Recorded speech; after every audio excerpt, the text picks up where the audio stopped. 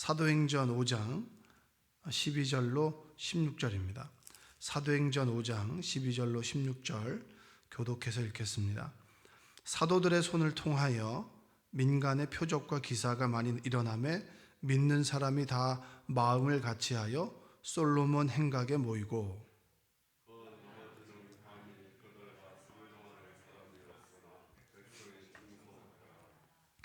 믿고 주께로 돌아 나오는 자가 더 많으니 남녀의 큰 무리더라.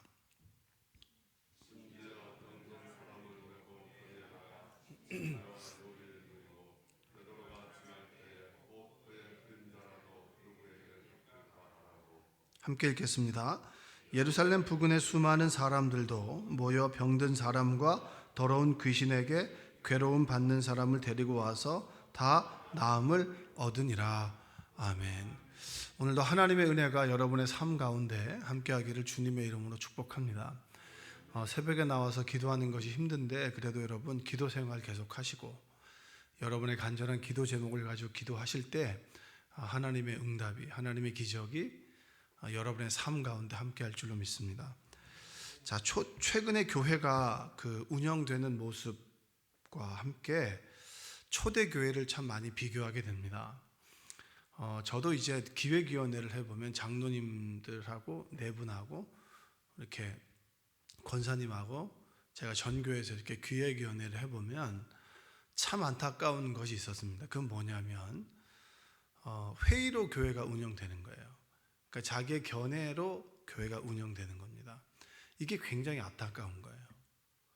기도, 그 다음에 성령, 그리고 하나님의 인도하심 따라 교회가 운영되기보다는 자신의 경험과 그리고 자신의 어떤 생각과 그리고 자신이 바라볼 때 교회에 대한 어떤 관념 이런 것들로 인해서 교회가 운영되기를 원하는 거예요. 근데 그게 어느 순간에는 맞지만 어느 순간에는 틀립니다. 그러니까 전혀 다른 거예요. 전혀 다른 방향으로 가는 겁니다. 그래서 굉장히 제가 안타까움을 저는 굉장히 많이 느꼈습니다. 기도하고 하나님께서 우리에게 원하시는 방향대로 이야기를 하다 보면 안 된다는 거예요. 이거 안 된다. 이게 지금 사정이 이래서 안 되고 이래서 안 되고 저래서 안 된다. 그래서 제가 굉장히 한계를 많이 느꼈었습니다. 그러니까 여러분들이 정말 하나님을 제대로 믿어야 되는 것은 뭐냐면 여러분의 말에 의해서 교회가 산으로 갈 수 있어요. 우리의 믿음에 따라서 교회가 아주 인간적인 교회가 될 수도 있고요. 우리 얕은 믿음에 따라서 정말 우리가 성령을 깊이 경험함으로 세상과는 다른 하나님의 역사를 경험하는 하나님의 나라가 또 될 수도 있는 거예요. 그러니까 여러분이 바로 믿어야 되고 제가 바로 믿어야 되는 이유가 바로 여기에 있습니다. 아멘? 우리가 가장 하나님의 말씀을 인간적으로 해석하고 사람에게 위안을 주는 정도로 느낀다면 그냥 우리는 위로의 말씀이에요. 참 좋은 말씀. 요즘 스님들이 얼마나 좋은 말씀을 많이 합니까? 그게 아주 살아가는 데는 도움이 돼도 영적으로는 큰 도움은 되지 않아요. 우리가 정말 예수님을 바로 믿어야 된다. 여러분 인간적으로 교회에서 믿음 있는 척 보일 수 있어요? 없어요? 있죠. 왜냐하면 우리는 중심을 잘 못 보니까. 우리가 작정하고 이렇게 사람에게는 이렇게 그리고 또 사람들에게는 이렇게 보이려고 작정하고 하면 사람들 다 넘어갑니다. 여러분 신천지 같은 경우에 그렇잖아요. 들어와서 정말 믿음 있는 척하고 여러분에게 정말 잘해주면 교회 일꾼 그 다음에 믿음 있는 것처럼 보입니다. 그러나 그 사람 믿음이 있나요? 절대 믿음은 없어요. 교회를 무너뜨리죠. 우리는 잘 분간은 못합니다. 우리 중심을 보시는 하나님은 아시는 거죠. 그래서 바로 직전에 아나니와 삽비라와 바나바를 비교를 했을 때 바나바는 뭐죠? 하나님을 경외하고 존경하고 하나님에 대한 믿음과 신뢰가 있고 그리고 사람들에게는 존경을 받는 사람이었습니다. 그래서 자신의 재산을 팔 때도 하나님께서 주시는 마음으로 내 이웃을 향해서 온전히 팔아서 주님의 교회를 향해 드렸어요. 그래서 주님의 교회에서는 그걸 가지고 어떻게 했죠? 가난한 사람이 없도록 다 나눠줬습니다. 그리고 그 돈을 머리에 이고 살아간 게 아니라 뭐죠? 사도들은 그의 발 앞에 놨어요. 자신의 물질의 소중한 물질을 발 앞에 두고 사는 삶이 초대교회였고, 발 앞에 두고 하나님께 올려드리는 삶이 초대교회의 삶이었습니다. 근데 여러분, 아나니아와 삽비라는 어떻게 했죠? 바나바를 닮고 싶었어요. 좋아요. 그런 시작은 참 좋습니다. 끝이 달라요. 성령으로 시작해서 육체로 마무리되는 삶이 누구예요? 아나니아와 삽비라입니다. 하나님께서 다시 한번 교회를 세우길 원했어요. 하나님께서 에덴 동산을 만들었을 때 아담이 원죄를 짓게 되면서 죄가 관영해지고 점점 더 많아집니다. 사람이 죄를 짓는 사람의 수도 많아지고, 죄를 짓는 더 경중도 더 경해지는 것이 아니라 중해지는 거예요. 아담의 원죄가 가인이 아벨을 죽이는 일로 벌어지게 됐고, 그리고 정말 수많은 일들이 벌어지게 됐을 때 하나님께서 다시 한번 이들을 무너뜨리고자 경고를 주시. 그 경고의 말씀이 홍수잖아요. 홍수를 피하기 위해서 우리가 뭐죠? 하나님께 나아가는 게 아니라 바벨탑을 지었던 사람들이 우리예요. 그래서 하나님의 방법은 뭐였습니까? 그래, 다시 시작하자. 다시 세팅하자. 그래서 아브라함이라고 하는 사람, 데라의 아들, 우상을 만드는 우상집의 그 아들. 그래, 누가 봐도 얘는 가문적으로는 안 돼. 그러나 그를 선택해서 하나님의 나라를 만들어 갔습니다. 또 그것도 실패했죠. 예수님을 보내셨습니다. 그래, 보여지는 하나님이 이런 분이고 하나님의 나라는 이것이다. 직접 보여주시는 분이 예수님이셨습니다. 그 예수님께서 십자가에서 죽으시고 부활하셔서, 야, 내가 부활했다, 하나님의 아들이라고 하는 것을 몸소 증명했잖아요. 여러분, 그래서 그리스도인의 삶은 말이 아니라 능력에 있는 거예요. 할렐루야. 하나님의 나라는 말이 아니라 능력에 있습니다. 여러분의 행동, 그리고 여러분의 삶의 모습이 하나님이 살아계시냐 살아계시지 않느냐, 그것이 드러나게 되는 겁니다. 할렐루야. 그 삶 속에서 예수님께서 부활하시고 그리고 승천하셨습니다. 그래서 내가 떠나가는 것이 뭐하다? 너에게 유익이다. 그래서 성령께서 우리와 동행하심으로 인해서 마가의 다락방, 부활 40일 이후에 승천하시고 플러스 10일 되는 해 성령께서 임하시고, 이제 성령의 역사가 사도들의 손, 그리고 그들의 교회 공동체, 그리고 그들의 삶의 모습에서 성령께서 함께 하신다라고 하는 것이 사람들이 보여졌어요. 그것이 기적과 이적입니다. 하나님께서 다시 세팅하신 이 교회에서 아나니아와 삽비라의 이 불순한 의도가 사람들에 의해서 전염되면 되지 않겠다. 그래서 단칼에 하나님께서 아나니아와 삽비라를 죽이셨어요. 여러분, 죄의 싹은 뭐예요? 그러니까 여러분이 살아계시고 제가 살아있는 것이 하나님의 은혜입니까? 이상한 겁니까? 내가 대단한 게 아니에요. 하나님이 대단한 거죠. 아나니아 삽비라처럼 죄의 싹은 사망이, 이게 맞는 거예요. 죄 있는데 없는 척 살아 숨이 붙어 있는 우리의 모습이 이상한 거고요. 아나니아 삽비라의 모습이 맞는 거예요. 그럼 오늘 하루를 그래도 회개의 기회를 주시는 하나님께 우리는 뭘 해야 되는 거죠? 감사할 수 있어야 됩니다. 할렐루야. 얼마나 감사합니까? 죄의 싹은 사망이니까 우리는 벌써 죽어야 돼요. 그러나 하나님께서 회개의 기회를 주시고 자녀가 될 수 있는 기회를 주셔서 우리가 이곳에 있는 거잖아요. 회개뿐만 아니라 삶의 문제를 놓고 하나님께 이야기 나누고, 그 이야기를 듣고 위로를 얻고, 소모, 그래, 내가 불완전하지만 성령의 도우심을 받아서 그래, 한 단계 한 단계 예수님을 닮은 모습으로 나아갈 수 있도록 하나님께서 길을 열어주시고 함께 사람을 붙여주시고 말씀을 듣게 하시고, 주로 보면 아멘을 하시던데, 그리고 다시 살아갈 수 있는 희망과 소망을 주신다라고 하는 것이 우리에게 얼마나 큰 은혜인 거예요.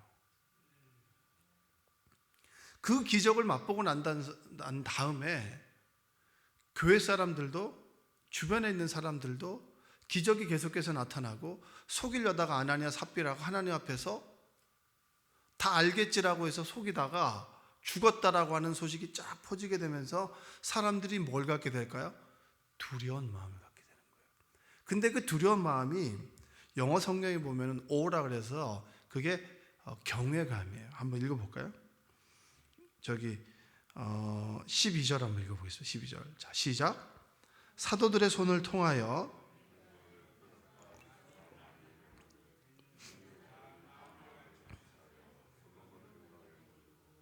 행각에 모이고, 자, 그 다음에 13절에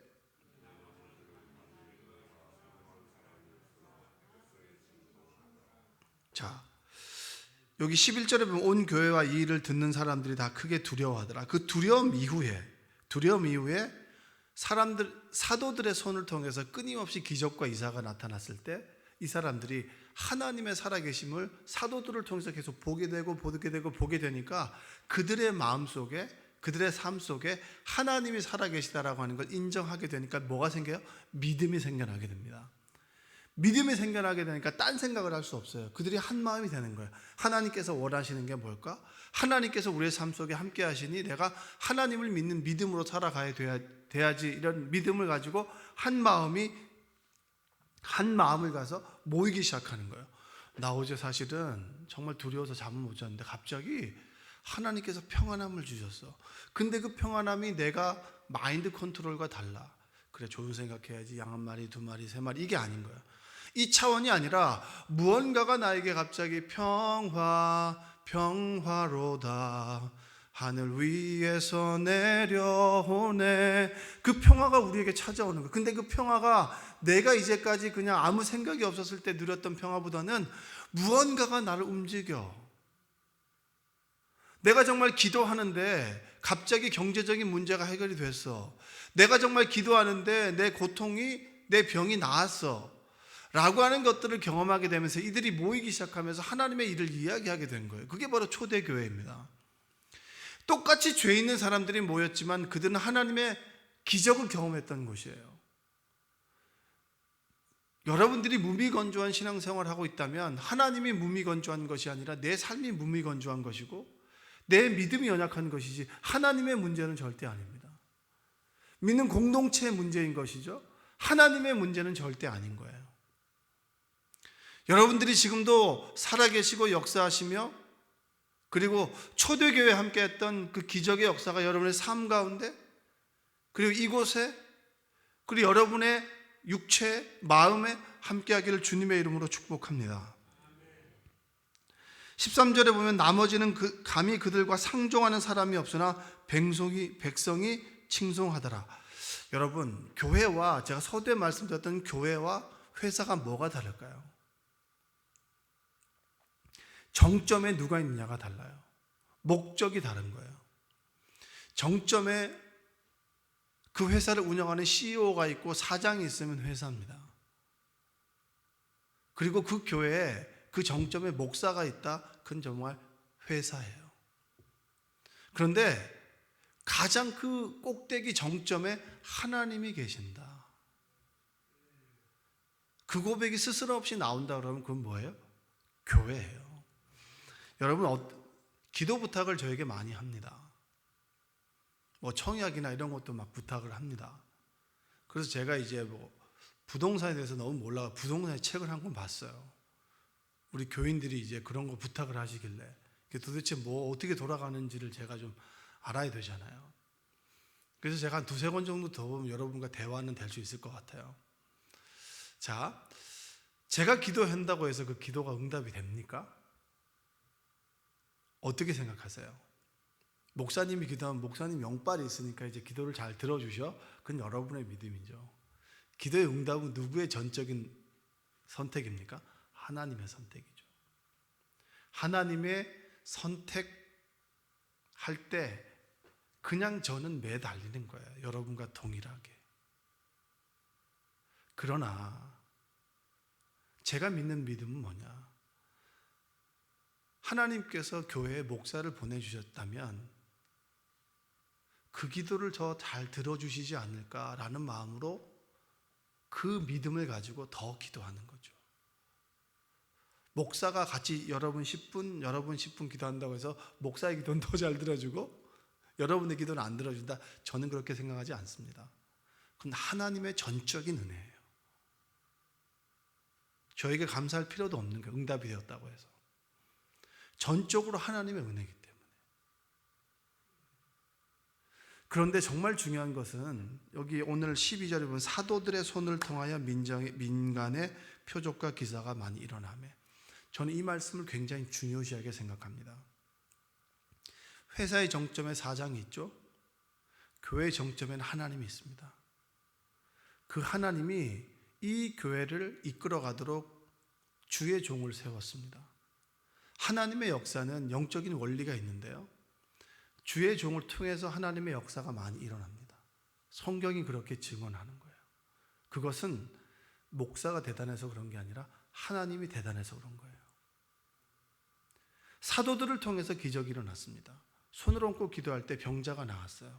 그래서 어떤 일이 일어나게 됐느냐 한번 볼까요? 15절, 심지어 병든 사람을 메고 거리에 나가 침대와 요 위에 누고. 병든 사람이 있어요. 메고 나왔어요. 누웠어요. 사도들이 지나가면 손을 잡아 끌어서 기도 좀 해달라는 거예요. 손에, 이 머리에 손 좀 얹어달라는 거예요. 그리고 누이고 베드로가 지날 때 혹 그의 그림자라도 누구에게 그림자라도 덮이면 하나님의 역사가 베드로를 통해서 나타나지 않을까, 그림자를 통해서라도 나타나지 않을까라고 하는 그런 하나님의 역사가 이들을 통해서 나타난다라고 하는 확고한 믿음이 있었어요.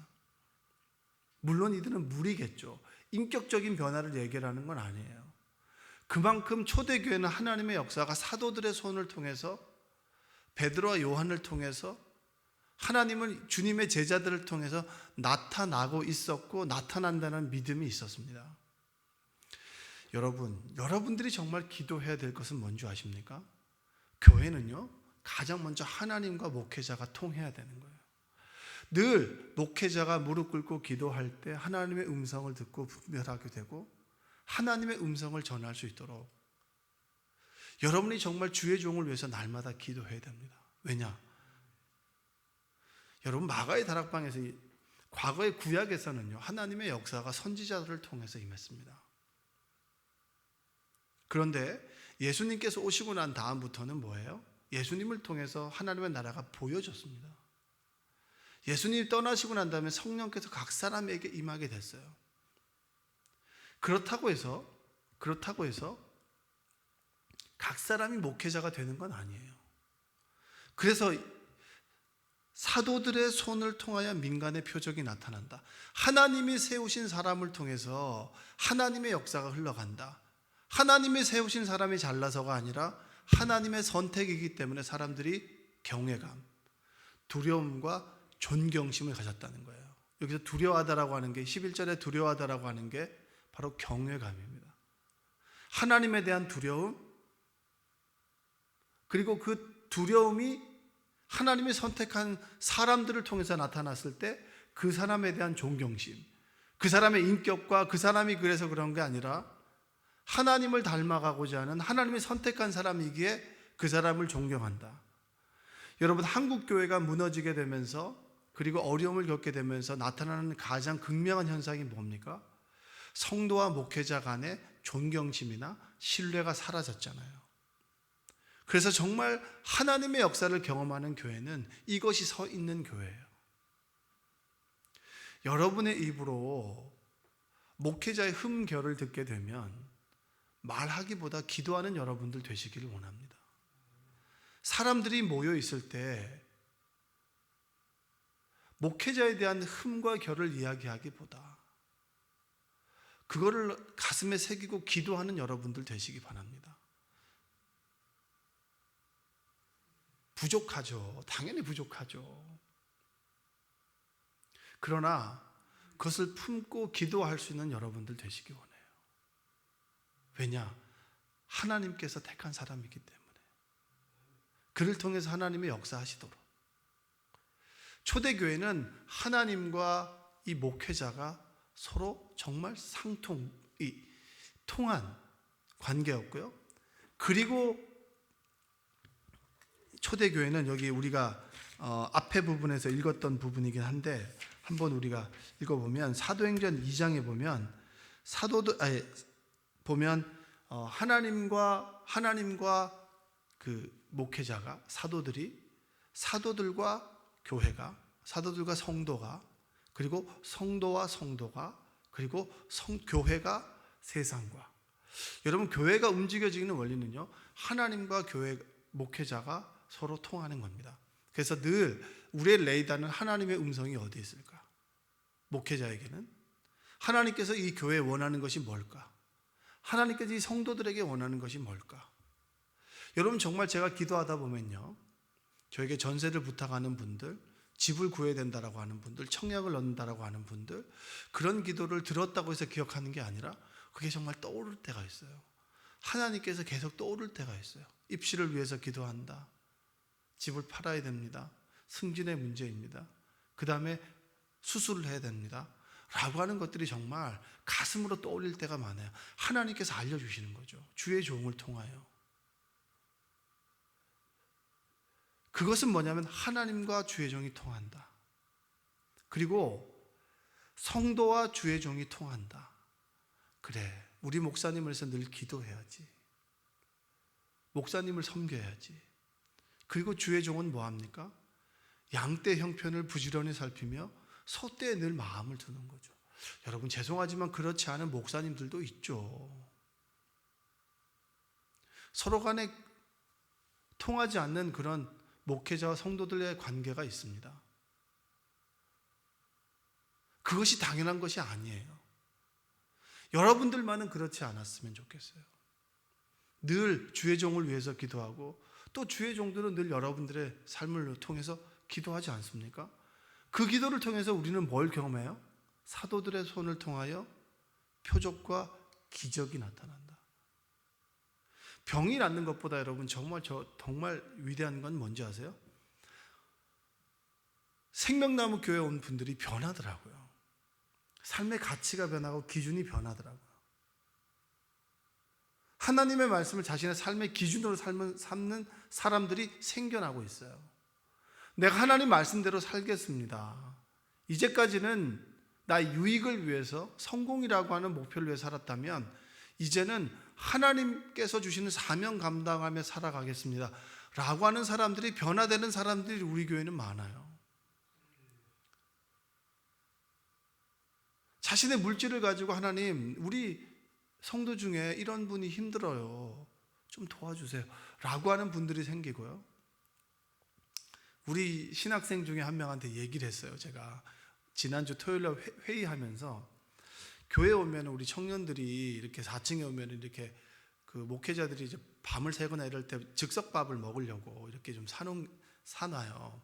그럼 청년들도 먹고 싶잖아요. 그럼 먹으라고 해라. 먹으라고. 교회 와서 든든하게 먹을 게 있어야지. 누구는 먹고 누구는 안 먹으면 얼마나 그 마음이 좀 그렇겠냐고.